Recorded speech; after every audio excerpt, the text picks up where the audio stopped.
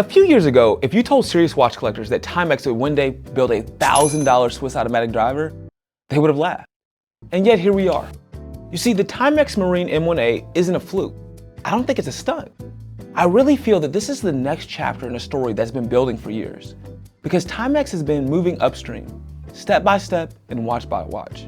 And today, we're gonna connect those dots and we're gonna dig into the story of where Timex was, where they are, and where they're going. Now, if you clicked on this video and you think that Timex will always just be a department store brand, stick around. And if I don't change your mind by the end, you don't even have to subscribe. But if I teach you something new, make sure to hit the red button. Let's start with chapter 1, the Marlin and the Q, because these watches were the first big turning point for Timex. And the first being the Marlin. You see, this is a reissue of their classic 1960s dress watch. It wasn't quartz. It was a mechanical watch, hand wound in a piece with vintage proportions and charm. And collectors took notice, because suddenly Timex wasn't just making beaters, they were leaning into their own heritage. Then came the Timex Q reissue. See, the first one was a retro diver with a Pepsi bezel, woven bracelet, and throwback styling. And it pretty much sold out everywhere. And after that, they reintroduced it in many different ways without taking away from that original heritage.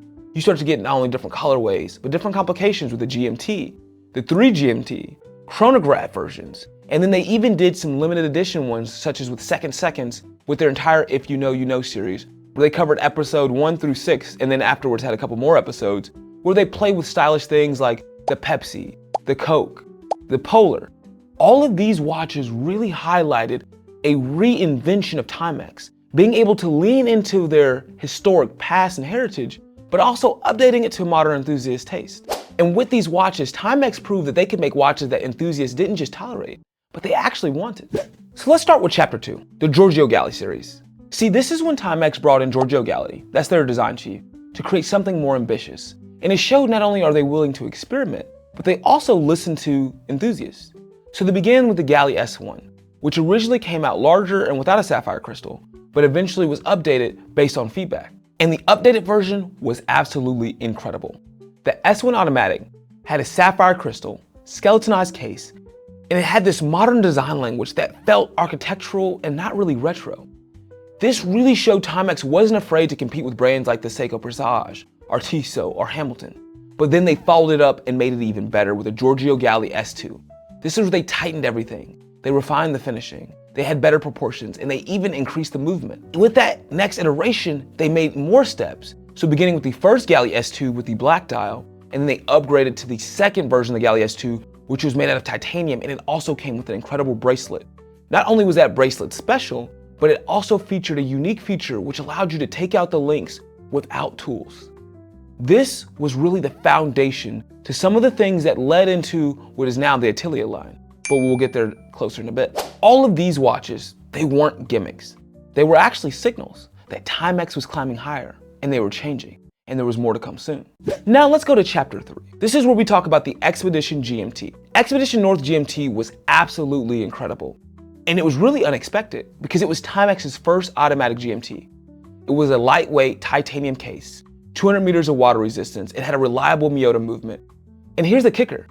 While the James brand collab was only limited to 500 pieces, they actually made a regular edition that sells out almost instantly over and over and over again. This wasn't hype, there was demand. And it showed that there's an audience of people who are willing to pay $600 to $700 for a Timex because it's just that good. And if you're wondering, could you get this watch? Well, I do have an affiliate link in the description, but the watch is sold out. So you can pre-order or you can check out something else. But I think what's really important is the next watch we're gonna talk about. And that brings us to our current chapter, which I believe is really a launch point. See, Timex is changing the game. And not only changing the game, they're changing their name. The most recent release, which is the Timex Itailier Marine M1A, shows an entirely different approach. You see, this watch is a Swiss automatic movement, sapphire crystal with triple AR coating, ceramic bezel, exhibition case bag, 200 meters of water resistance with a screw down crown, self-adjusting bracelet. These specs that go toe to toe with watches twice the price. Now, this isn't just another experiment. This is Timex saying we have arrived. In the same way that Grand Seiko is to Seiko, Tudor has to Rolex, the Marine M1A is just the beginning of Timex's higher tier in the new chapter. I really feel that the Itailier line is the official upstream launch point. And you don't even have to take it from me. When you look at Timex, if you look at closely in the ad detail, it actually doesn't say Timex.com.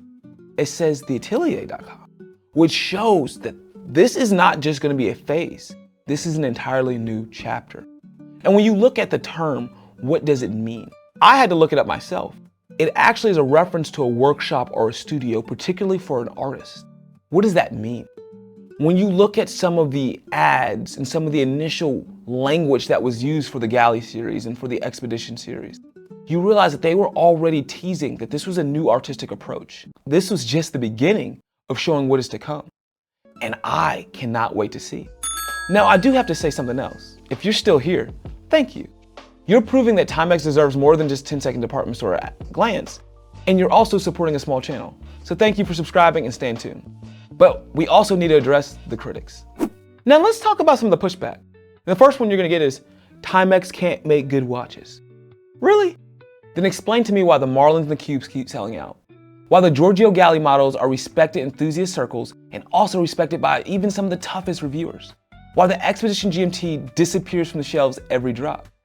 Now, other critics might say, these are just department store watches. And sure, Timex still makes these affordable beaters. And thank God for that. Not everyone can spend thousands or even hundreds of dollars on a watch. But the presence of entry-level pieces doesn't cancel out the legitimacy of the higher-end ones. Seiko makes $100 Seikos. They make $10,000 Grand Seikos. Toyota makes Corollas, but they also make Lexuses. Both can exist. And the other one you might have is quality can't be mass-produced, especially from a brand like Timex. And I feel like Timex has already proven that they can, and they've actually taken a very deliberate and focused approach to do it. They started with smaller watches and smaller runs to experiment with the case design, to experiment with the bracelets, and to make sure the infrastructure was in place. And then you have the Marine M1A.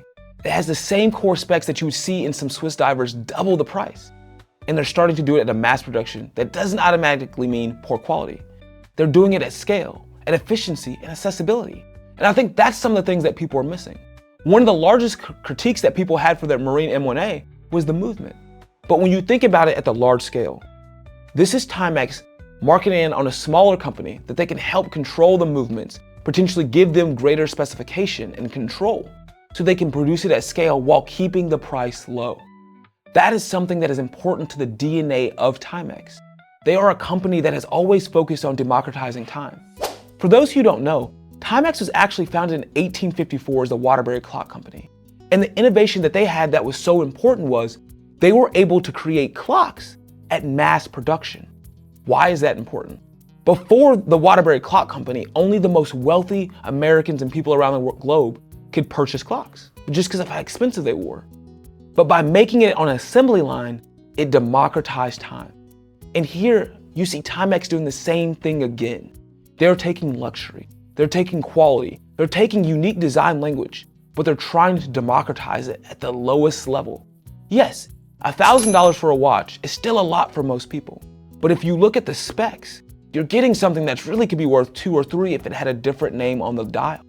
So they're taking this quality and making it for everyone else. But they're still doing it in their own unique way. Because they're making watches that can take a licking and keep on ticking. And that the more you look at them, the more that you can appreciate them. And I think that brings us to why does this matter? Timex's moving upstream isn't just about banning its roots. It's about honoring them. From making time accessible in the 1850s, to proving durability in the 1950s with their takes a licking and keeps on ticking, to today. They're proving that honest watchmaking can also be beautiful, refined, and collectible. The Marine M1A isn't just the end of that journey. I really think it's the beginning of a new one. So to me, the question isn't whether Timex belongs in the world of serious watches. I feel the question is whether collectors are ready to let go of their old image of Timex. Because like time itself, the brand keeps moving forward. Now, if you want to follow that journey with me, please subscribe. Because here, it's not about status. It's about stories over specs. It's about the meaning behind the metal. And every watch has a story. And so I thank you for spending this time with me. Please look forward to watching one of these other videos, potentially the actual review, or other Timex history as well. But until next time, God bless and peace.